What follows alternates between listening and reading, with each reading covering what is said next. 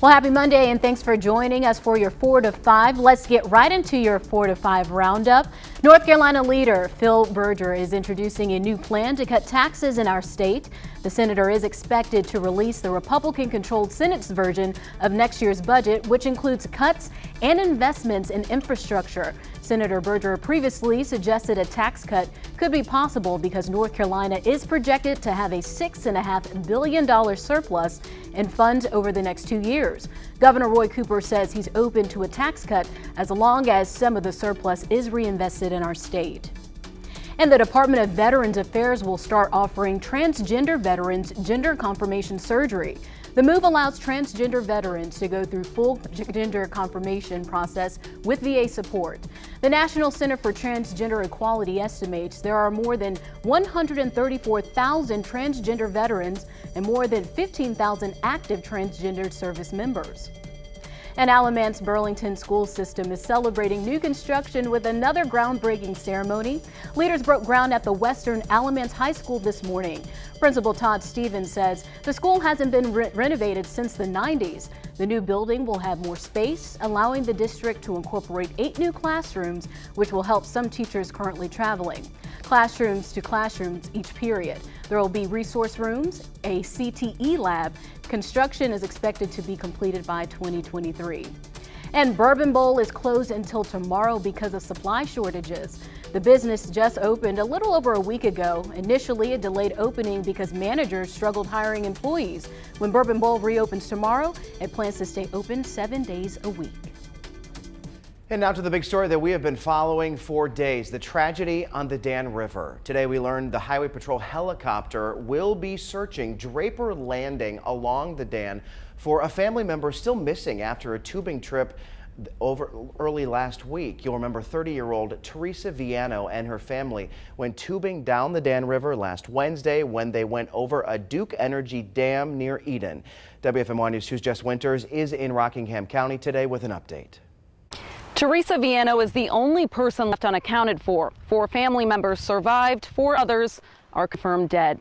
Most of them were found on Thursday, but 7-year-old Isaiah Crawford's body was just discovered on Sunday morning.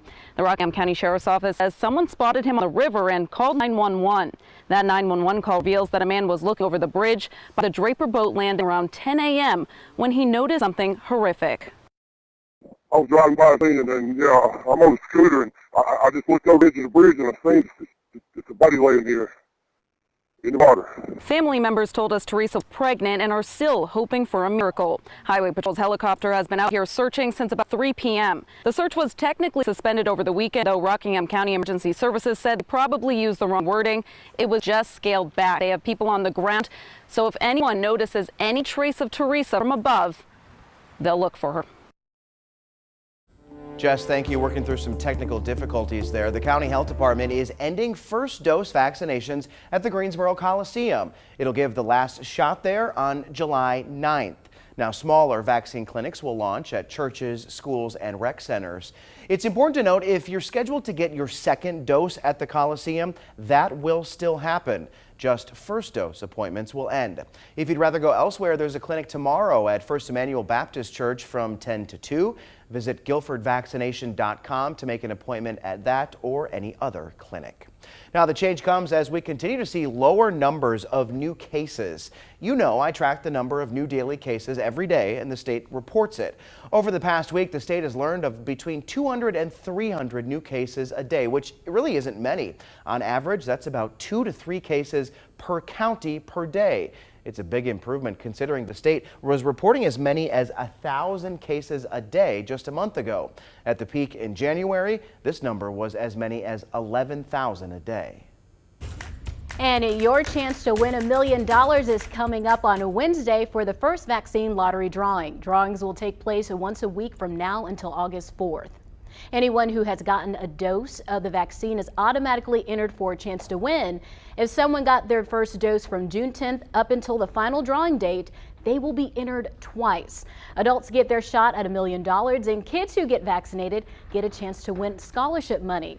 We are working to learn how the drawing winner will be announced. We'll give you updates on air and online so you know how to watch for your shot at $1 million. And President Joe Biden will visit North Carolina just after the first vaccine lottery drawing. The president is scheduled to visit Raleigh Thursday to encourage people to get their vaccine. North Carolina is falling behind the national vaccine participation rate and is far off from reaching the president's goal of getting 70% of adults at least partially vaccinated. That's by July 4th. Vaccinations are up by 1% as of Friday, but the state is still hovering at 55% of adults at least partially vaccinated.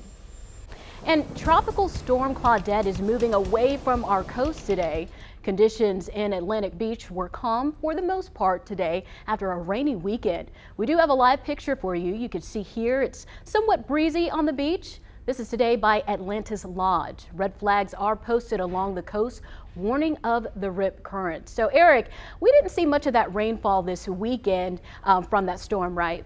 Yeah, a little bit. You know, we were on the edge of that system, and it could have been much worse, obviously, if that had shifted a little bit to the north, but not the case. Now that moves off the coast. It did regain tropical storm status, though, as it moves off the coast, so we're still kind of keeping an eye on that. Will not affect us anymore, but it is something that we'll watch for our friends back up to the north, that's for sure. Temperatures right now, 89 degrees in the Triad and in Raleigh, 91 in Charlotte. You get the idea. It is hot. Wilmington, Myrtle Beach, 90 degrees, and Fayetteville at 92. Overnight lows tonight about 72 degrees. I think we'll see partly cloudy skies. It'll be muggy. And tomorrow, the high temperature. Now, some of you may see some upper 70s. We'll go with 80 even, but it's just the scattered showers, the cloud cover, and the thunderstorm possibility. And most of this is the opposite of what we normally see. It's the first half of the day that we'll be watching for that instead of the second half of the day, and then hopefully we'll see some clearing. Go out to a wider shot. You can see here's the frontal boundary that we're watching. The yellow squares there represent those severe thunderstorm warnings that we're seeing, and that front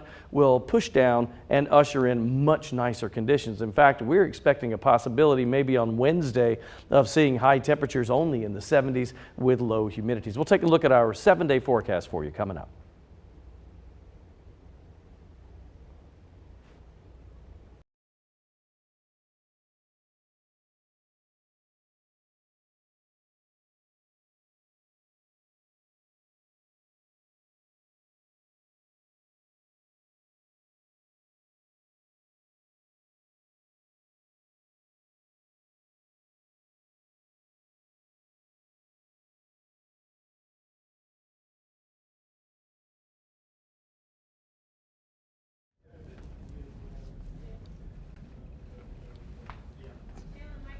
Mic check, Jalen. Mic check, Jalen. 1, 2, 3, 4, 5, 6, 7, 8, 9, 10.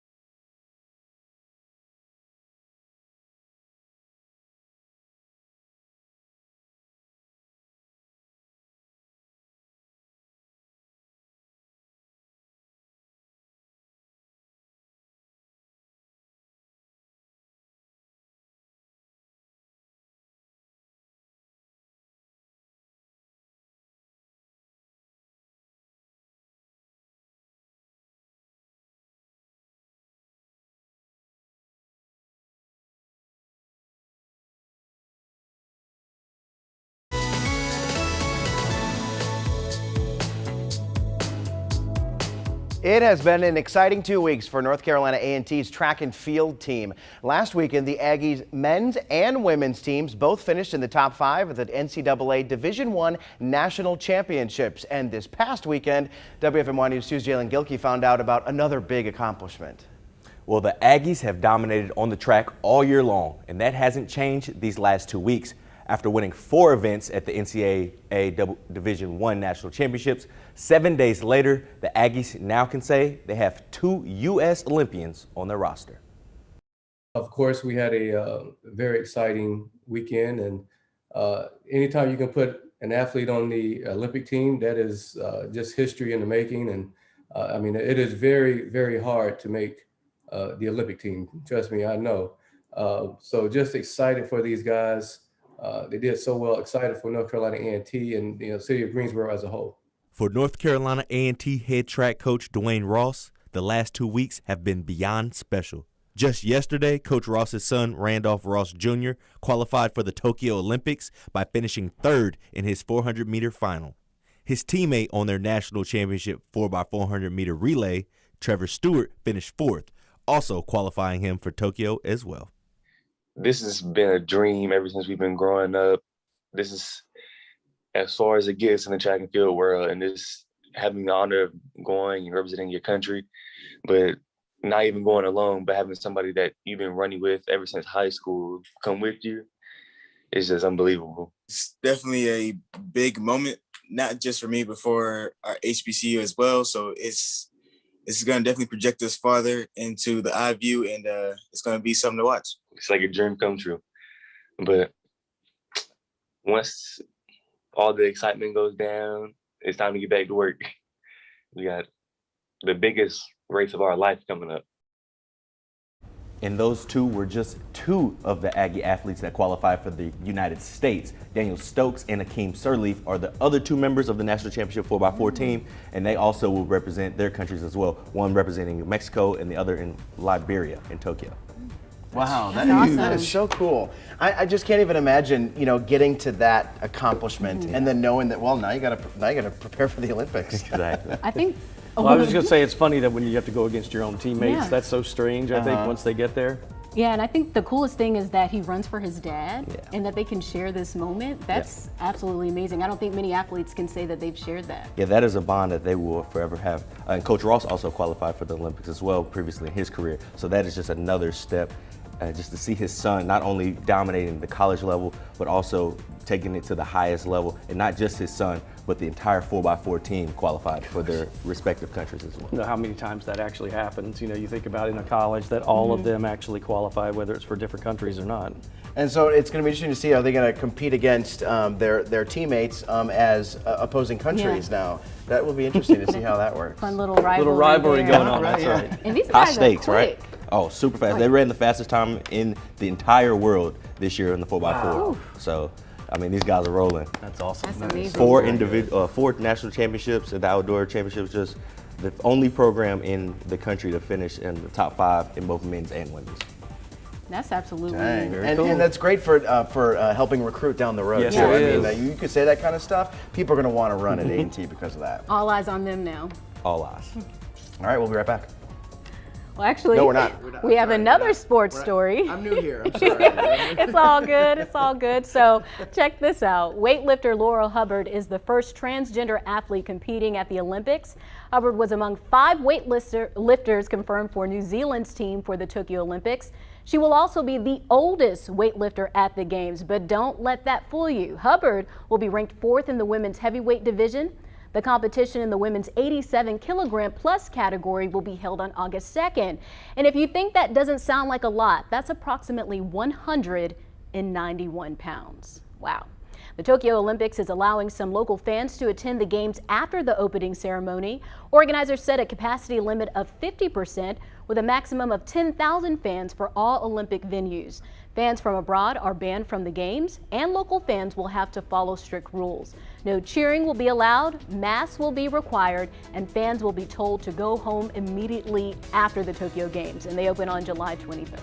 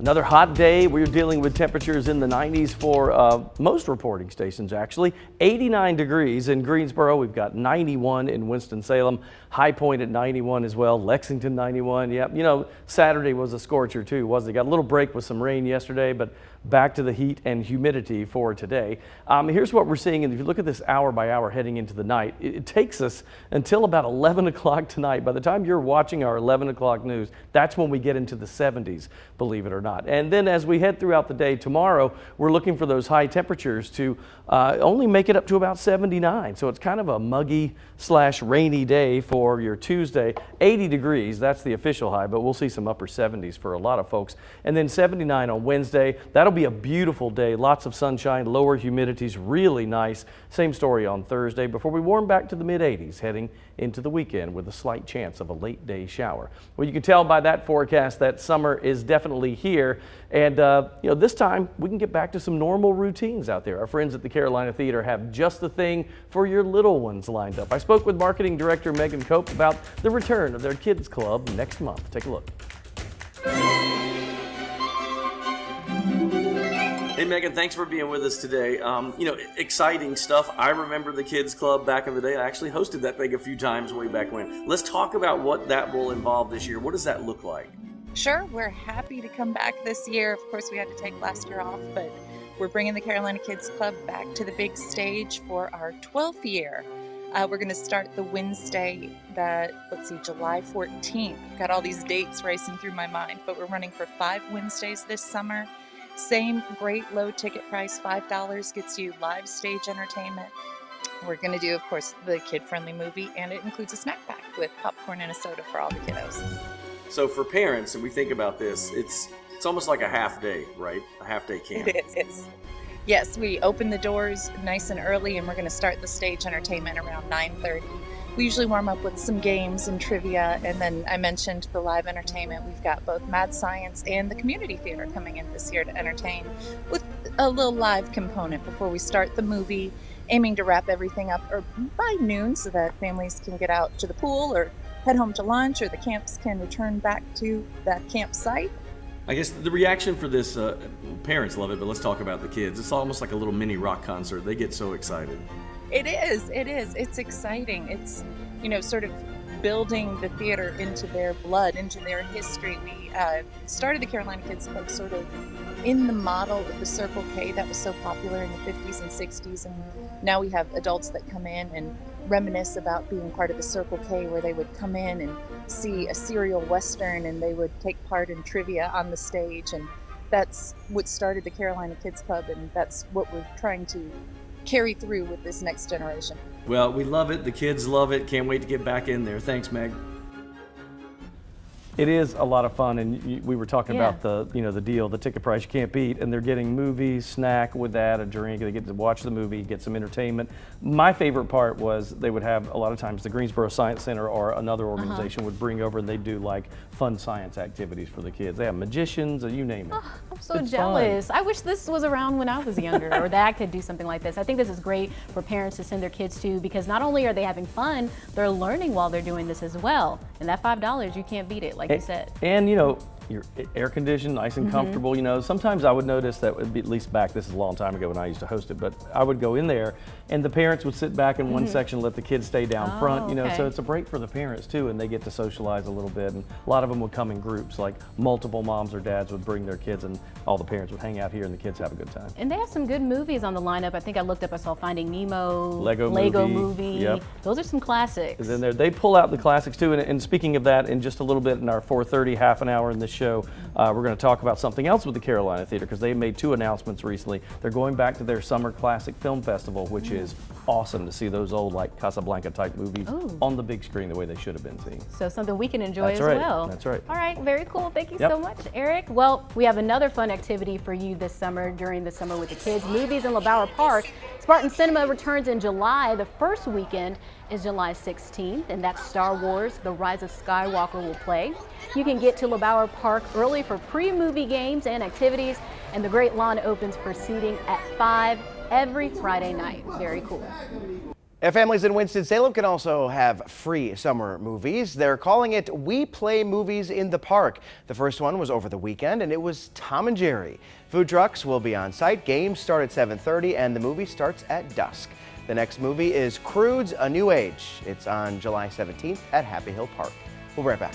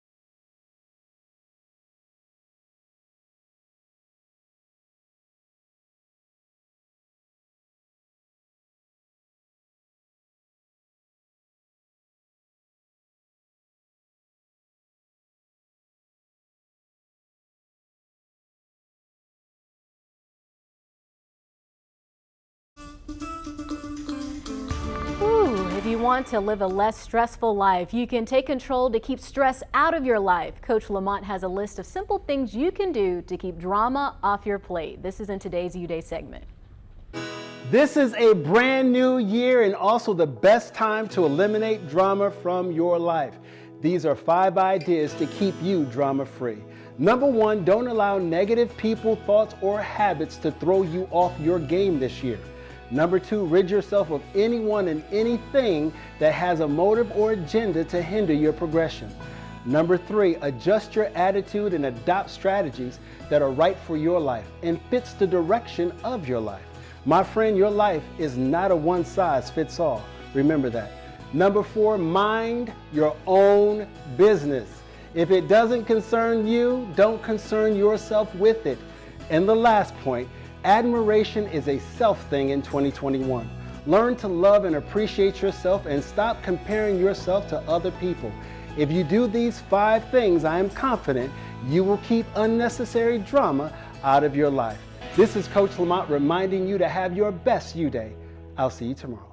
Lamont taking us to telling you, church today. Yes, nice. I agree with Great every words. bit of that. I love that mind your own business. What's So the true. saying? My name's Bennett and I ain't in it. That's right. That's exactly I mean, right. don't make other people's problems your problems. That's like the best thing you can do to take drama out of your life. And look, I'm going to be honest with you. When you work in a TV newsroom, Yes. our natural instinct is to, we got to find out what's going on.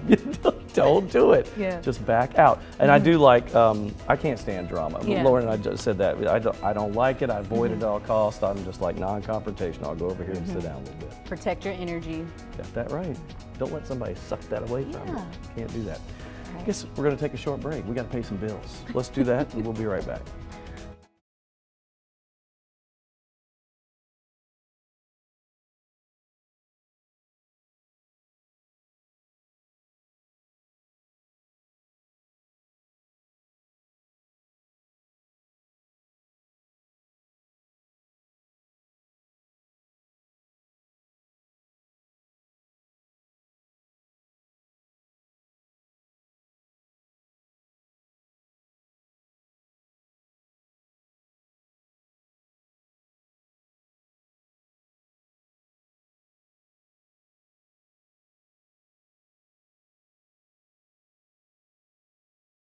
Walmart, Target, and Kohl's are also rolling out discounts during Prime Day. Those dates are listed on the screen, and websites like camel.com track the price of every product sold on Amazon.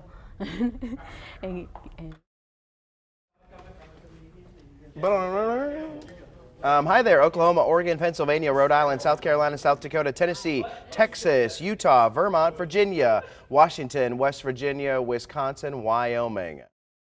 Wyoming. 428.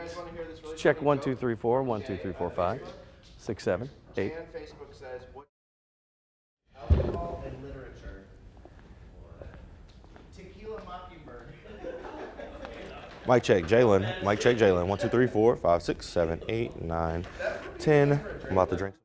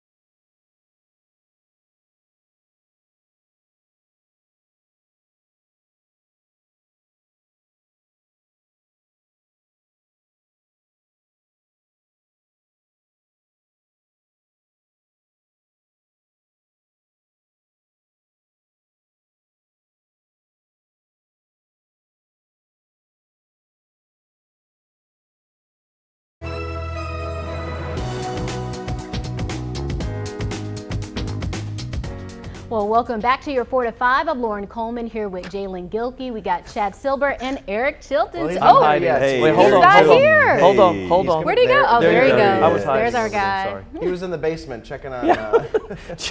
Chad said earlier we had a little tech issue and the weather shot was up for a long time, and I'm staring at the camera. Chad said I should have said I'm going downstairs and check and see if Mama packed those okra in the mason jars. I'll be right back. Off the rails already. I'm glad to be filling in here. Yes. A lot going on today, though. We love having you, and yes, lots of big news, so let's jump right into our 4 to 5 roundup. Let's get to some of those headlines. New at 4:30 p.m., Duke Energy says new signs will be added to the Dan River warning of a dam days after a deadly tubing accident. Highway Patrol helicopter crews are searching the Draper Landing area for Teresa Viano, a pregnant woman who went missing during a tubing trip with her family. The Family Energy Dam near Eden Wednesday night. 4 surviving family members were rescued Thursday at the bottom of the dam when a Duke Energy worker spotted them in the water, clinging onto their tubes and calling for help. 4 people are dead, 4 others survived as the search goes on for Teresa. Rockingham County search and rescue crews found the 4th victim, 7-year-old Isaiah Crawford's body, Sunday morning. And the Supreme Court ruled unanimously that the NCAA cannot enforce certain rules limiting education benefits offered to college athletes. The ruling helps schools determine if they will offer athletes tens of thousands of dollars and benefits that could include tutoring, studying abroad, and internships. A group of former college athletes brought on the suit against the NCAA, who argued the division could not limit benefits granted to Division I basketball and football players.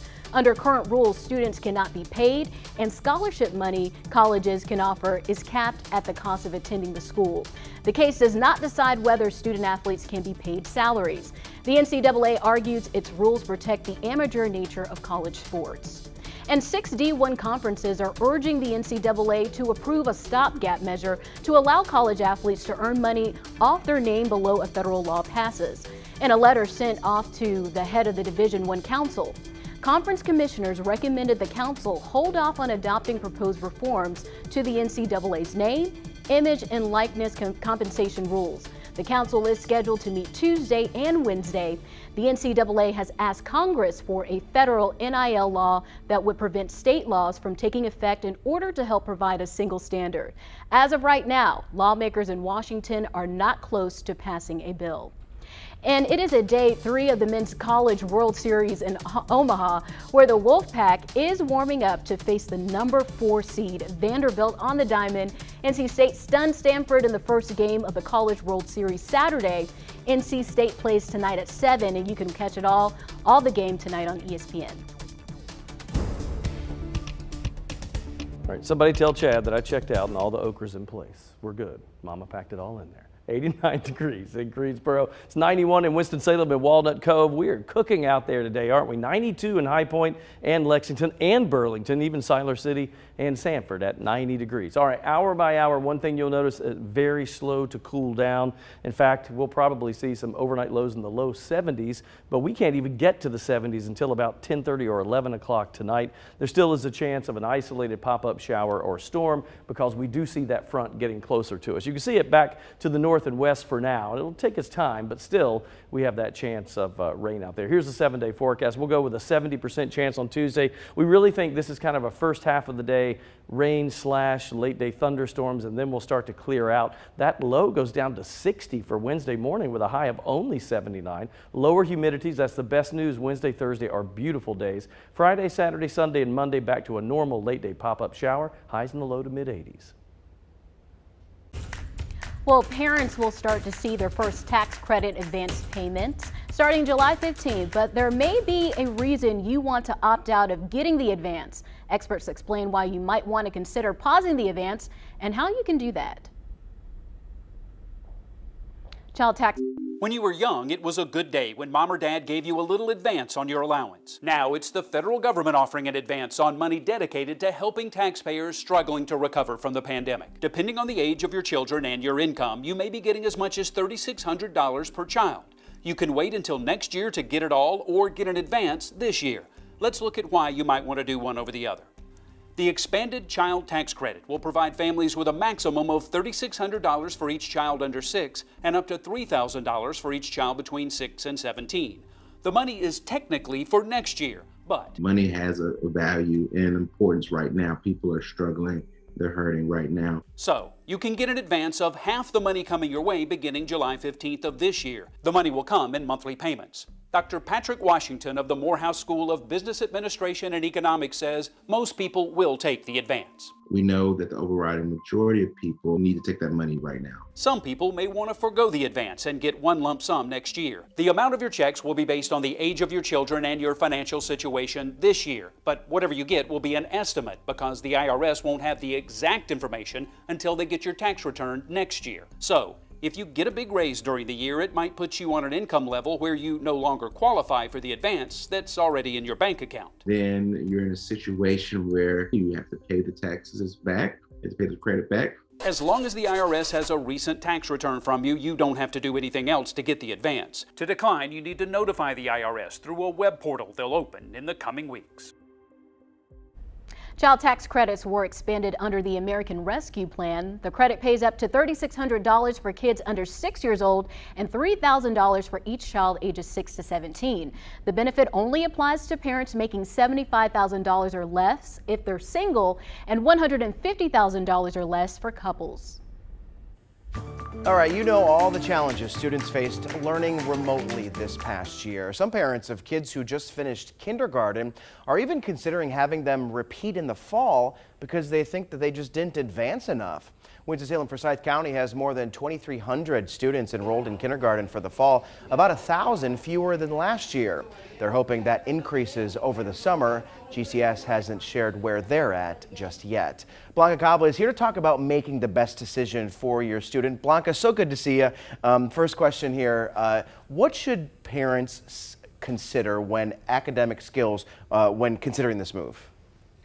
Well, parents should consider that school is more than academics, whether it's when kindergarten level learning numbers and colors and letters, but it's also that social emotional component. This is where children learn in groups and they learn to get along and cooperate and learn to speak in front of their class. Those are also very important skills that parents should keep in mind that children will be learning and should know. What are some other things that parents should consider before making this decision?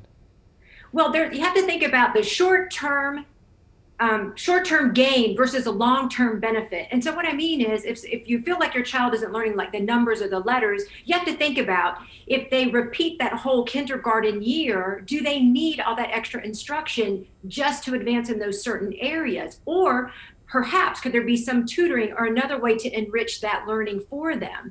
And then also you have to think about children, if they're repeating that same information, for some kids, they might get bored, they might lose interest in school because it's not as challenging anymore. And if it's not as challenging, it could potentially learn into some distraction or some behavioral issues for them.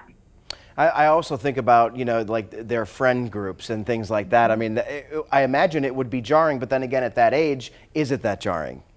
That is a very, very good point that you bring up, Chad. And initially, the kids don't know the difference. But as kids get older, they're going to start comparing birthdays and how old are you? And then why didn't you come to first grade with us? Or why didn't you come to second grade? It's those types of questions that kids will start asking. And you bring up a really good point because socially, emotionally, that can do some damage there. What about school leaders? How can they help with all this? I say talk to your teacher, talk to your child's teacher, talk to the administration, because realize this, your child is not the only one in this situation. There are many kids in that same situation. What plan do they have for catching all the kids up so they can still stay in the same grade level and with their same group of peers? And then you can start making a decision based on what you know what the school is going to do, plus the own needs of your child. That'll help you make a more informed decision.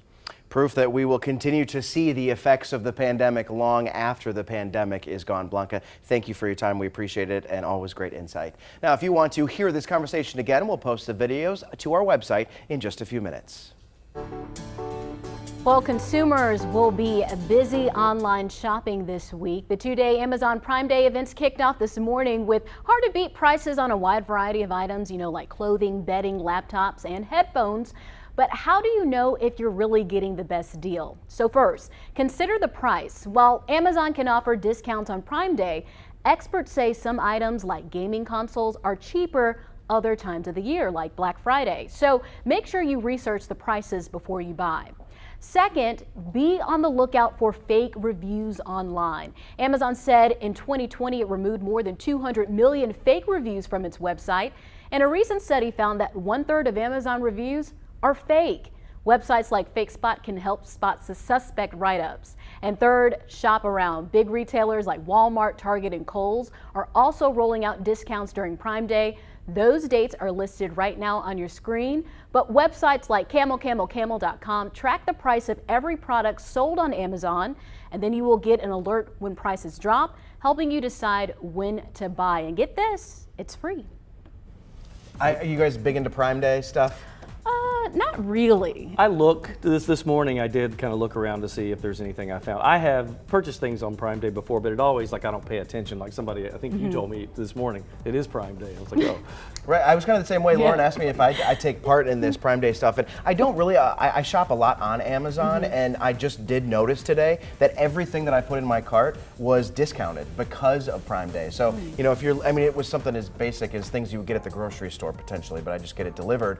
So if you're looking for something that you maybe need to re-up or something like that, today's a good day. Because it runs the gamut, right? It's like almost everything. Absolutely. I think the biggest thing is just be prepared, because all those other big retailers, since they're also having deals, maybe do a couple Google searches, like have an idea of what you want when you jump into it, so you don't just click and buy right away. Which is me. I like to do that too. Yeah. I need to be more prepared. Can I say this now? Or are we? Do it. Do it. We'll be right back. Nice. Hey. Nicely done. Thank you.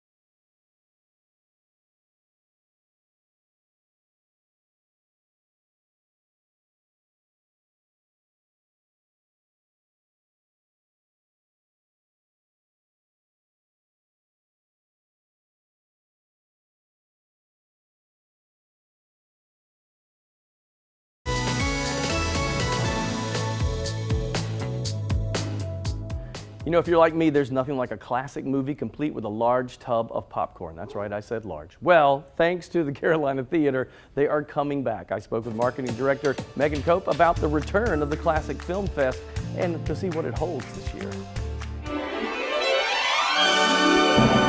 Meg, this is probably one of my favorite things at the Carolina Theater because seeing the classic movies the way they should have been seen, right? And then in such a historic landmark like the Carolina. Talk about this. When does this start happening? Our 13th Summer Film Fest starts on July 12th and runs straight through the first 3 weeks in August, running Monday through Thursday nights at 7 p.m. And we have stocked the roster with movies for everybody. I'm personally looking forward to some of the biopics. We've got, let's see, Ray and Get On Up and Bohemian Rhapsody's in the mix. Because we've got this excellent sound system. Of course, we didn't get to do as much live music last year as we wanted to, but we can certainly bring some music and some movies to the stage, to the screen this summer.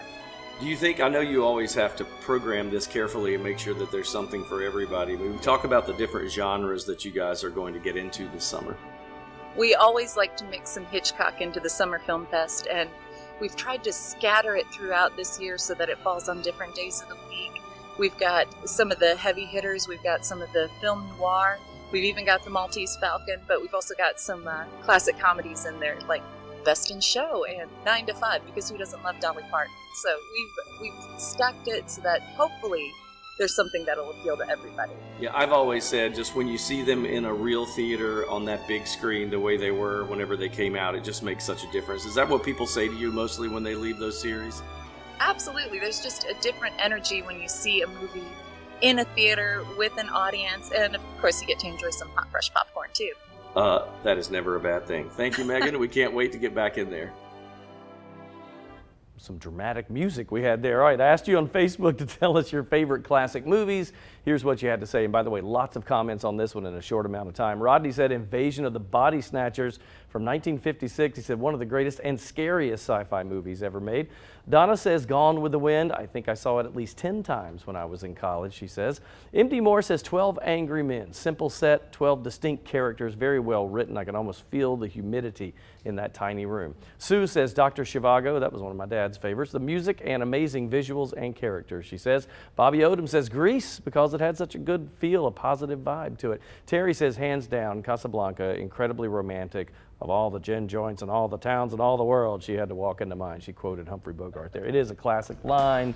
And by the way, he never did say play it again, Sam. That was not in the movie, but somehow that got twisted. I have no idea what you're talking about. Same. I'm like, did you see don't my know face? Play It Again, Sam? I'm looking like, I'm not sure I've ever seen any classic movie. what? What? I don't know if I've ever Okay. seen a movie in black and white.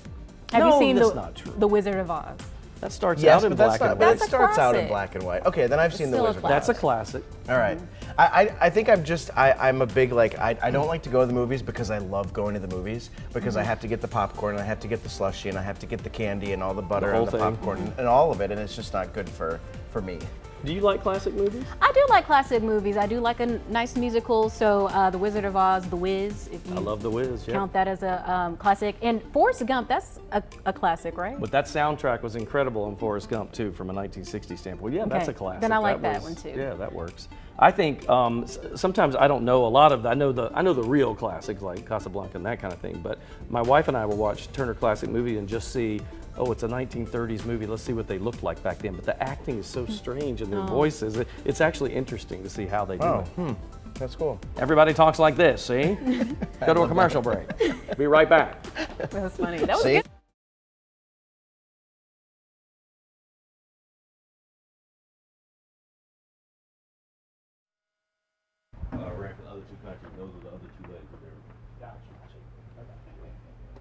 You about to go out? Yeah. Mic check 1 2. Mic check 4 to 5. Mic check 1 2.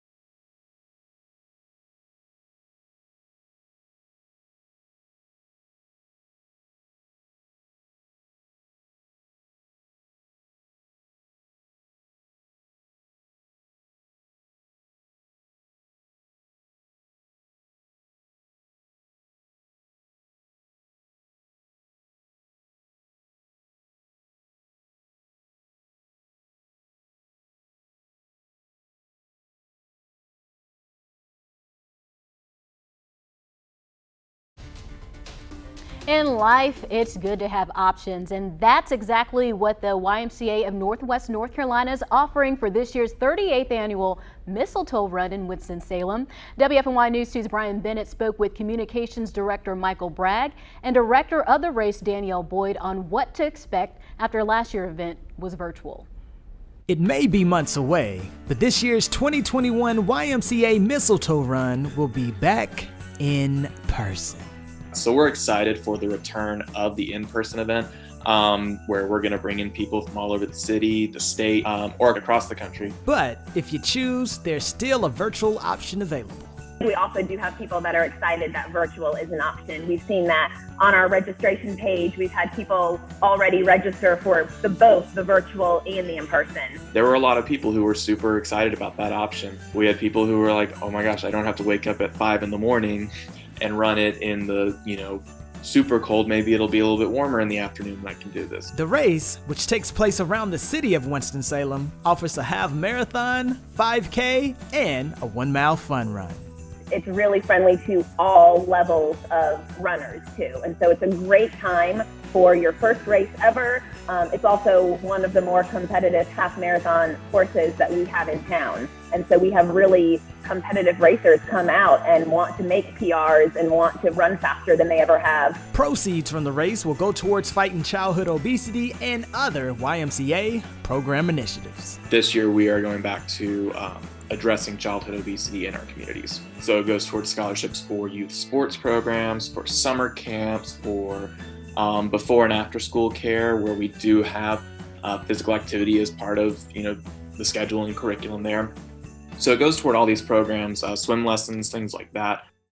Yeah, guys, so there you have it. You got both the virtual and you got the in-person option this year. You really can't beat it. They have the 5K, the marathon, which I will not be running, by the way. And then they have the 1-mile fun run, which is like a little bit more up my alley.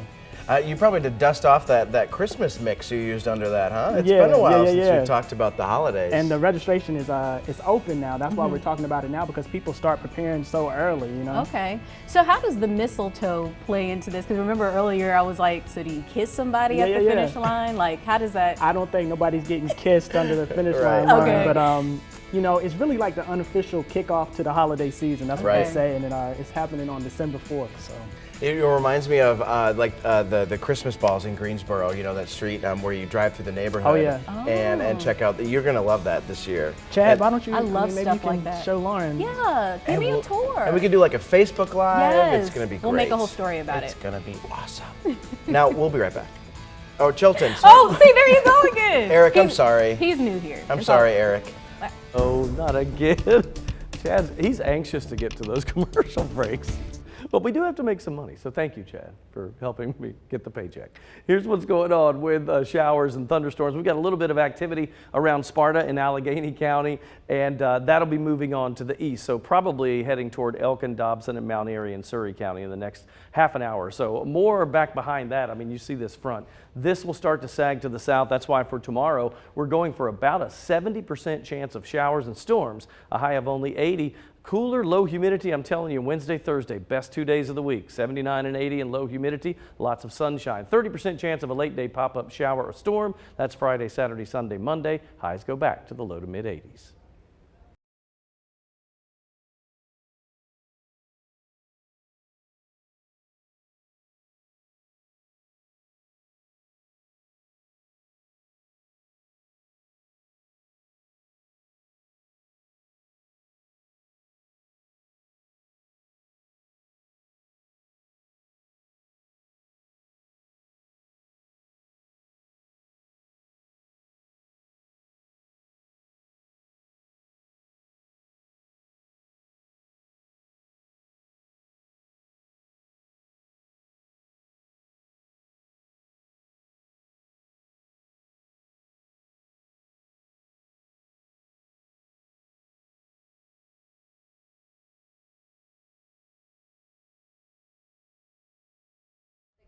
It looks like, but if I ever saw 1, 2, 3, 4, 5.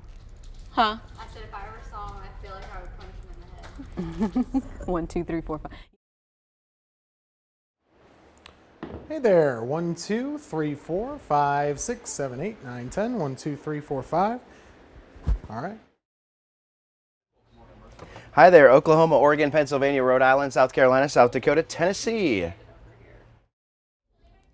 Callie, it is time to update my password. There she is. Hello, Julie.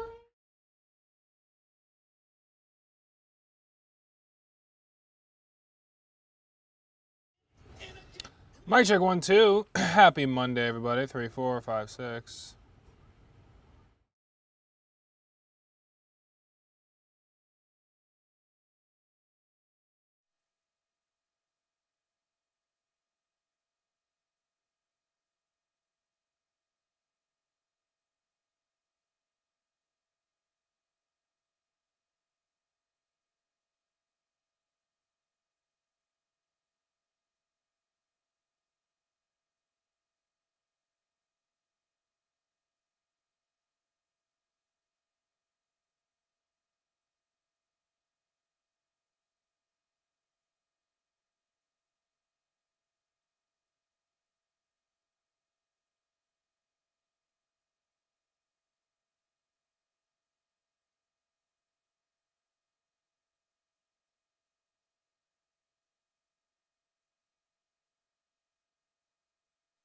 Okay.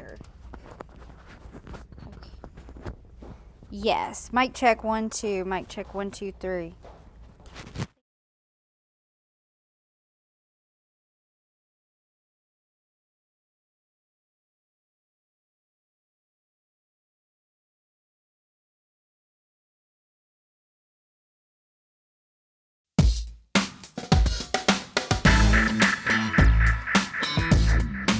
It's time for my 2 cents. Growing up, family dinners were always important to my family.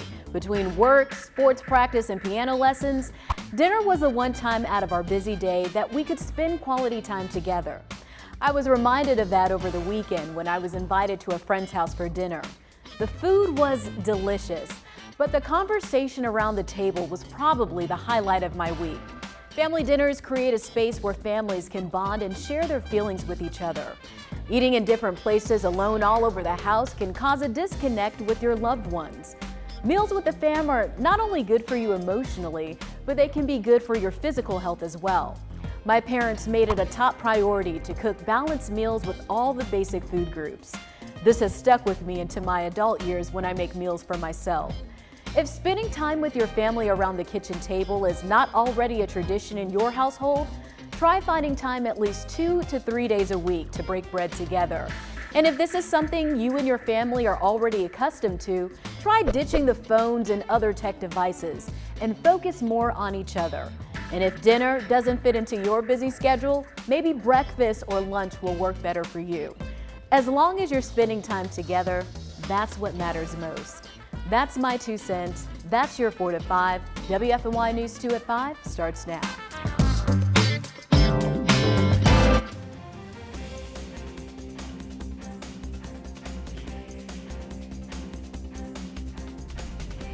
The search continues for the last missing tuber on the Dan River in Rockingham County, a pregnant 30-year-old.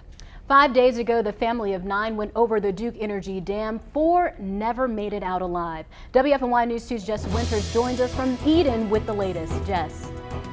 The search is still on for Teresa Viano, and while family hopes and prays for a miracle, the search has turned into a recovery effort.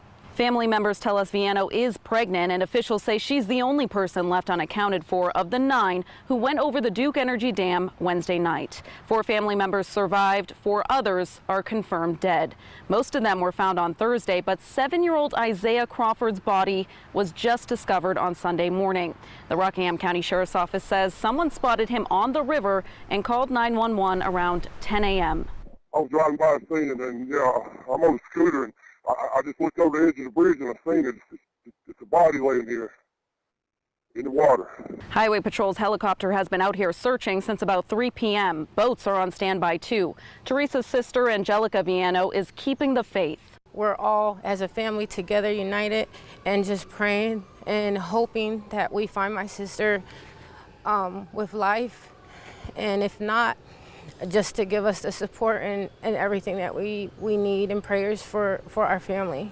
Rockingham County Emergency Services says they're hoping to bring this family peace and closure. Meanwhile, a Duke Energy spokesperson tells me that they're installing new warning signs. So we have covered this story since the beginning. To hear more from the family, plus the latest updates from officials, go to WFNYnews2.com or our free app. Family and friends gathered today for the funerals of two women killed in a crime spree in Winston-Salem. Kimberly Scott and Glenda Corher were honored together in Clemens this afternoon. Investigators say William Scott killed them. They are his mother and grandmother. They also say he fired into a Winston-Salem police substation and exchanged gunfire with officers last Monday. The family released a statement through their church. Part of it reads, "Words cannot convey the heartache and shock we feel at all that has taken place. Our pain is compounded by the circumstances surrounding our loss. While we may never know all the reasons why this happened, we can say that we know now more than ever the agony and heartbreak that failing mental health can bring to a family." The push to get more people vaccinated is ramping up ahead of the state's first cash giveaway this week. State leaders are doing all of this because of this number right here. It's the percentage of the total population that's fully vaccinated. Right now, it's at 42%. Now, this number rose rapidly early on, but it hasn't moved much lately. A month ago, this number was at 37%. So it's gone up just 5 percentage points in a month, just about 1 point a week. And the Guilford County Health Department will end COVID vaccinations at the Greensboro Coliseum next month. Instead, the department will focus more on community vaccination clinics. That includes places like churches, schools, and rec houses.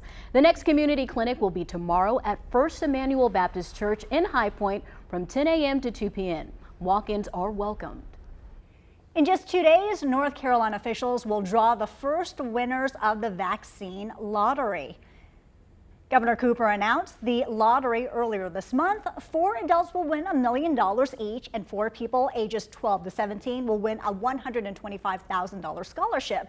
On Wednesday, 1 person will win $1 million, while a teenager will win one of the scholarships. Remember, you are automatically entered into the vaccine lottery if you've gotten at least 1 dose of the COVID vaccine. You are entered twice if you got vaccinated after June 10th. President Joe Biden will be in Raleigh this Thursday. The White House says along with promoting vaccines, President Biden will also mobilize grassroots vaccine education and outreach efforts. There aren't many more details about his visit that have been made public yet, but medical experts say it does show the pandemic is not over yet. School may be out for the summer, but Guilford County school leaders are hard at work figuring out how to spend budget money. Guilford County commissioners approved more money for education this upcoming year, but what does that mean for schools and students? WFNY News 2's Jenna Kurzina talked with the superintendent about her top priorities. Guilford County commissioners voted unanimously to approve the 2021-2022 budget. It includes the largest education budget they've approved in the last 20 years.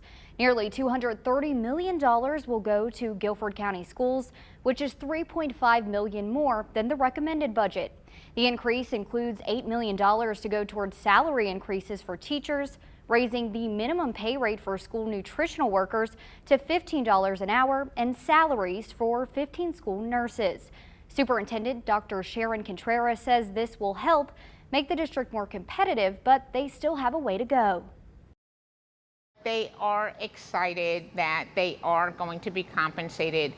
Certainly we're still behind the other large districts, but I think it encourages them that their concerns are being heard, that we want them in Guilford County, and I think it's an encouragement and incentive to stay right here in Guilford County schools. The salary increases will start in August and will vary by position. Coming up at 6, we'll hear more from Dr. Contreras and the direct impact this money will have in schools. Tell you what, it's a hot and humid afternoon to be outdoors. If you've spent any time, you know what's going on. We really are seeing the heat and humidity peaking. In fact, it's pretty hazy across the area as well, sitting at 89 degrees.